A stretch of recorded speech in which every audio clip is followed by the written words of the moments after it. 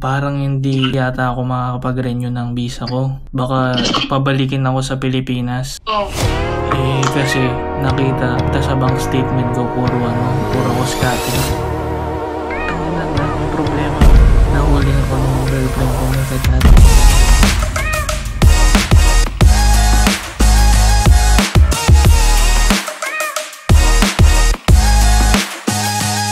Hello guys, what's up? It's your boy Ed Gabriel Lozano. Welcome back to my channel. So for today's video guys, magpa-prank tayo ng mga tropa natin. Gugulayin natin yung mga tao sa Pilipinas, pa-prank call natin. Ganito yung plano ko guys. Time check lang guys, 9:15 dun sa Pilipinas. Tapos guguluin lang natin bago sila matulog. So ang plano ko dito guys, dito lang tayo sa bahay ngayon. And yung plano ko, sasabihin ko sa kanila na nahuli ako ng jowa ko, gano'n. Tapos babae, ganun. Tapos pangalawa, sasabihin ko, dami-dami kong utang dito sa UK. Tapos balak na lang akong pauwiin kasi hindi ako makabayad ng loan ko. Mahigit 10,000 pounds, sabihin natin. So yun guys, let's go. So guys, ang unang biktima natin, si Thea. Shoutout sa'yo, Tet. Kinakabahan ako guys. So, tawagan na natin. Kinakabahan ako man. Ang ina, sana hindi ako matuwa. Sana seryoso lang.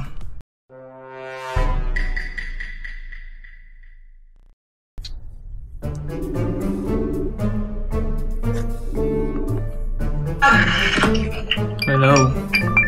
Okay na ako. Mali ka pa video. Hindi, may sasabihin niya ako. Ganito kasi yung nangyari. Kasi parang hindi yata ako makakapag-renew ng visa ko. Baka pabalikin ako sa Pilipinas. Kasi nakita sa bank statement ko puro ako scatter.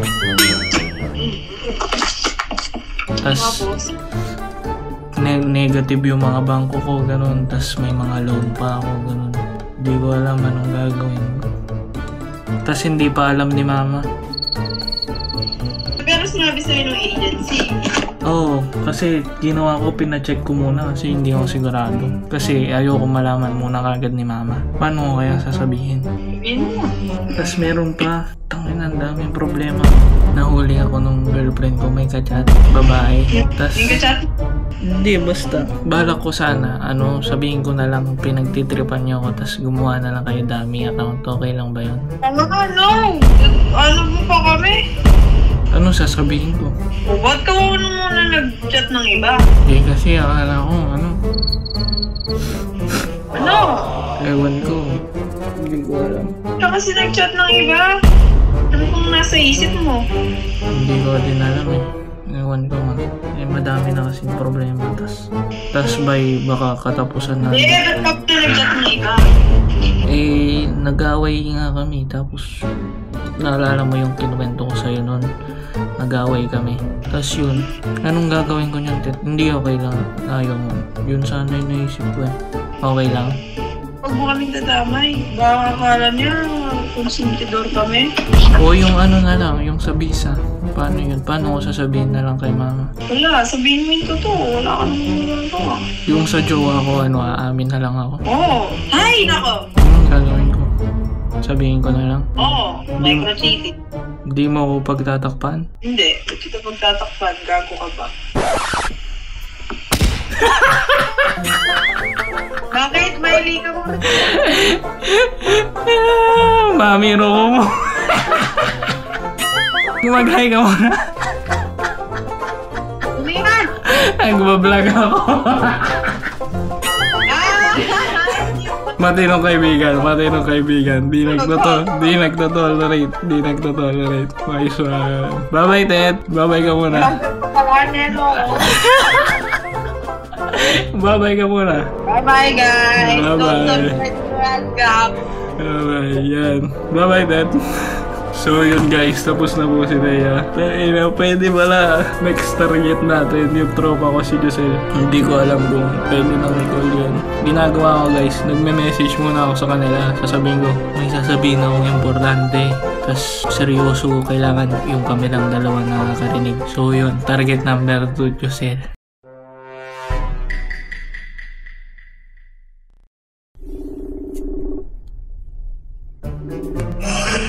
To, Oo.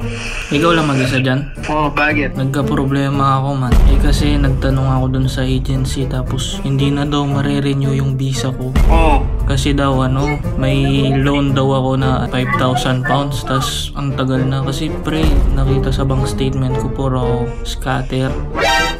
Oo. Tas ayaw na akong i-renew. Tapos di ko alam paano sasabihin kay mama. Aminin mo par. Sabihin mo na lang par, nag-loan ka ng pera, pambili mo ng mga gamit. Huwag mo na lang sabihin scatter. Makikita niya din yung bank statement ko man. Kasi kami dalawa nagre-renew. Diba nabanggit ko sa'yo? Nagre-renew kami this December. Oo, actually, tatry nga itong mo eh. Tapos hanggang December 31 na lang yung visa ko. Ano kaya ang gagawin ko niya? Mag-loan ka ulit par, tapos tayaan natin. Pag nanalo, bayaran yung utang. Sobrang seryoso na yung tao eh. Sabihin mo na kasi kay mama mo par. Sabihin ko na lang. Tapos meron pa akong Tutulungan ka naman ng mama mo eh. meron pa akong isang problema to. Ano? Kasi naalala mo yun, nag-message ako sa'yo nung nag-away kami nung jowa ko. Oo. Lasing ako nun. Tapos may na-message ako pre, taga Pilipinas. Oo. Tapos nakita niya, baka pwedeng sabihin dami account mo na lang yun tol. Naparbot sa akin naman. Hindi mo pwedeng kay JM na lang par. Ikaw, nauna ko naisip kasi, syempre alam mo naman, gaano akong komportable sa'yo.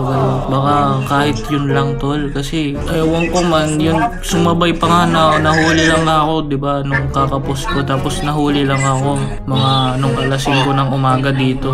Oo. Tapos hindi ko alam anong gagawin ko tol. Baka pwedeng sabihin, ay nantitrip lang kami, ganun, kasi pinaprank ka namin. Ganun sabihin sa jowa ko. Pwede par, pwede. Sabi mo content lang, pang content. Ganun yung sabihin ko tol. Sa jowa mo? Oo, tapos sabihin ko na lang tol, ikaw no tol, gumawa ka dami account. Gago ka ba? Dami accounts? Pangalan mo na ako. Hindi nga, dami account ng babae.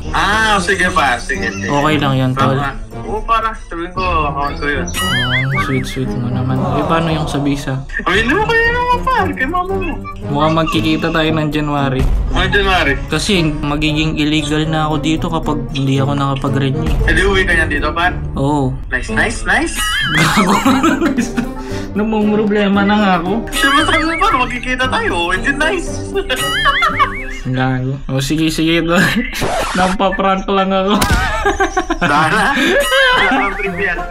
Para ko rin yan, par. Sige na, Joe. Bye-bye. Par. Nagtatakpan daw ako, guys. Marami daw si Joselman. Solid. Yun, guys. Next target natin, si Kuya Matthew. Kasi siya yung nag-reply. Ang dami-dami kong message, guys. Pero yung mga nagre-reply lang yung inuuna natin. So, yun. Tapos ka na, Josel. Next target, Kuya Matthew.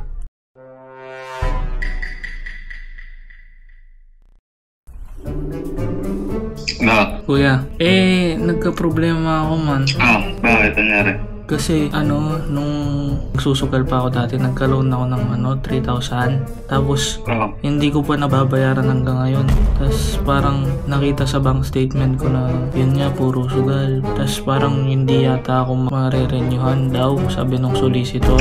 Kasi daw Marirenew? Oo, kasi nung nagpa-check kami kay mama solicitor, nilagay kong email, yung email ko. Kasi yun nga, yung sa sugal natin. Ano kayang sasabihin ko kay mama niyan? Bakit? Paano siya kahit anong hindi naman nila pwedeng malink kahit parehas yung email na ginamit mo? Para mag-message sa akin yung solicitor. Doon siya nag-email? Oo, sa akin. Kasi para hindi makita ni mama. Tapos ang sabi mo, detect sa bank statement mo na nagsusugal ka dati. Oo, tas parang na-detect din yung may loan ako. So, yun yung sinasabi nila, hindi ka marirenew gawa nun? Oo, ano sasabihin kaya kay mama? Well, hintayin mo kasi bago mo sabihin, tingnan muna kung may solusyon. Kasi bakit hindi ka ma-approve dahil may loan ka? Normal naman yun. Matagal na kasi hindi nababayad man. Nakapag-loan ako sa bangko last time. Doon sa bangko ko din mismo, sa Barclays. Barclays na, tapos hindi ka nagmamonthly. Oo, tapos parang ginawa ko nga, nilipat ko lahat ng mga pera ko sa kada sumasahod sa Revolut. Kasi kinakaltasan nila, tapos tagal, naipon. Magkano ba yung nakaltas nila? 100. Kasi inano ko yun parang yung fixed payment, 'di ba? May choice kung magkano yung gusto mo. Tapos hindi ko pa kaya. Taka nasasayangan din ako nun. Oo, sir brad, kasuhin mo muna yung sa loan. Ayusin mo muna ng 100. Magbayad ka muna ng pa 100 muna. Tapos kausapin mo yung solicitor mo. Kasi brad, wala naman dapat link yan na connection man sa pagre-renew mo. As long as makabayad ka naman doon sa pina-require nila. Kasi walang connection yan sa personal na buhay mo. As long as naman, may tamang papeles ka naman, okay lang yan man. Tapos, So, hindi wag ko muna sabihin kay mama, in short, tapos Oo. mag-search muna ako, ganun. wala nang expiry ng ano mo. Tapusan nga eh, December. Tapusan ng December. Oh, di ba nasabi ko sa inyo, nagre-renew kami? Sa'yo ba sinabi via email ng solicitor? Oh, Isan mo nga sa akin, mabasahin ko. sige. Tapos meron pa kuya, nahuli ako Ano? na may message na babae. Ayop ka. Kaya lang, Pa kanina umaga. Eh, matagal naman na yun. Hindi naman ganun katagal nung parang 2 weeks ago nag-away kami, tas nalasing ako. paano ka nag-message?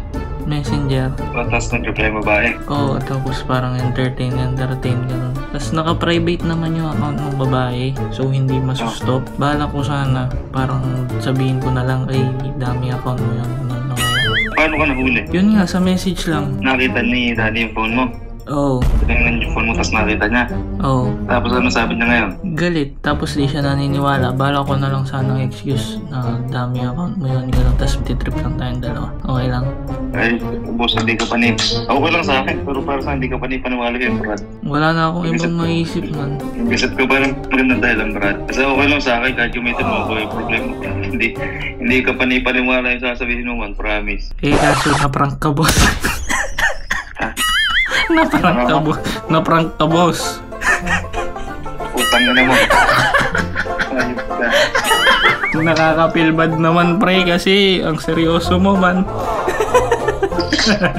Mamatay ka ng hayop ka. Sige, kuya. Thank you. Bye-bye. So kahit ano sinabi mo, wala ka sinabi. Wala. Totoo doon. Sige. Huwag ka sana makarin yung hayop ka. Guys, nakakahiya man. Last na yun. Last na siguro yun. Pwede na yung 3. Hindi ko na kaya ng konsensya ko. Sobrang nasa kabala. So yun guys. Maraming salamat sa panonood. And shoutout nga po pala sa mga nagpapa-shoutout. Kay Kuya Allen, kay Ted, tapos si Patrick Austin. Shoutout sa inyo. Maraming salamat guys. Shoutout din sa family ko, sa mga friends ko, sa girlfriend ko na sumusuporta sa akin. Yun guys. So, kita-kits sa next vlog. Peace!